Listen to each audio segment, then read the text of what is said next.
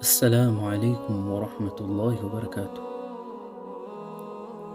Turi mu isi y'ubu aho abantu batagikora amabi gusa n'ibyaha ahubwo basigaye babyigamba. Si n'ibyo gusa, basigaye babikorera n'ibirori bakabyizihiza. Aho umuyobozi w'idini runaka kugira ngo atere imbere agire abayoboke, yigamba ibyaha byose yakoze akagira n'ibyo yihimbira kugira ngo agaragaze ko yari umunyabyaha ruharwa. Aho ibyaha byimikwa n'abafite ibitabo byanditsemo ibyo byaha ndetse n'ingaruka zabaye kuri ibyo byaha, ariko bikanga bigahonyorwa mu rwego rwo gushaka ingwize ndetse n'amaronko ya hano ku isi, bakirengagiza ibyanditswe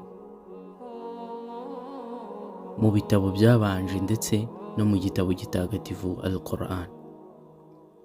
Allah aratubwira muri Qur'ani agira ati: "Alhaakumut takathur hatta zurtumul maqabir kalla sawfa ta'lamun thumma kalla sawfa ta'lamun."